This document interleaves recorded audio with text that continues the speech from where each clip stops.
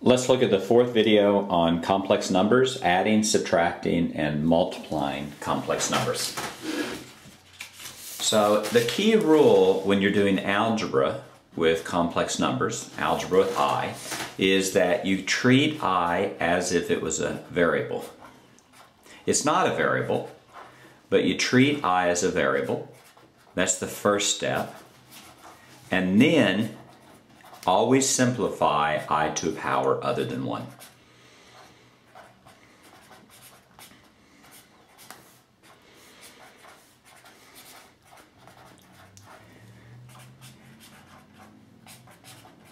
If you always do that, then algebra with complex numbers will be easier and never harder than algebra with real numbers. First, what we're going to do in this video is first we're going to add and subtract complex numbers, and then we're going to multiply them. So let's look at our first example. Let's do 2 plus 7i plus 4 minus 16i.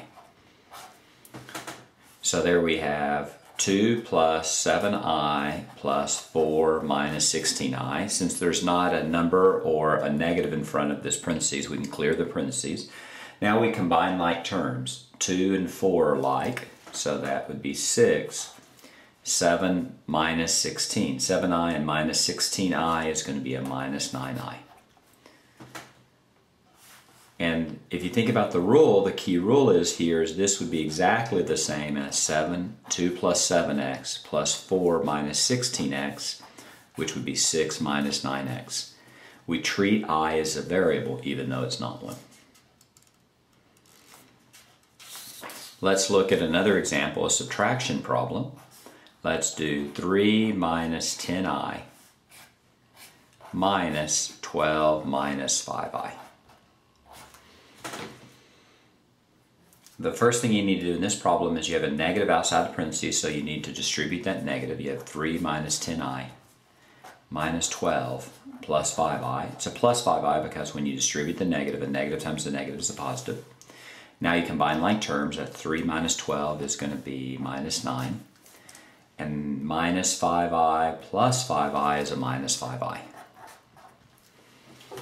That's adding and subtracting complex numbers. Now when you multiply complex numbers, in the simplest case we would have something like negative 10i times 4i. If these were x's, that would be minus 40x squared. Since we're going to treat I as if it's a variable, then that's going to be minus 40i squared. The difference is when you have I to a power other than 1, you always simplify it. I squared is simply minus 1. So you're going to have minus 40 times minus 1. In this case, that's going to be a positive 40. Another example along those lines might be minus 7i times 3. If these were x's, it would be minus 7x times 3 would just be simply minus 21x. And in minus 7i times 3, it'll be exactly the same, minus 21i. So even though I is not a variable for purpose of algebra, you can treat it as if it's a variable.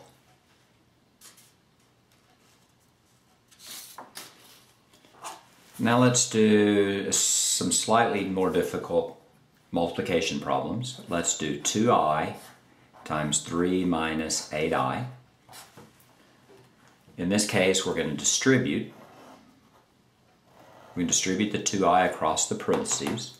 2i times 3 is going to be 6i. And 2i times a minus 8i, that'll be a minus 16i squared. So the first step is treat the I as if it's a variable. And then the second step is whenever you see I to a power other than 1, always simplify it. That's 6i minus 16 times minus 1. You have a multiplication, and minus 16 times a minus 1 is going to be a positive 16. So you have 6i plus 16. However, we're always going to write it in standard form. And what standard form is for a complex number is essentially just write the real part first. It's always a plus bi. So in this case, write the real part first, positive 16 plus 6i.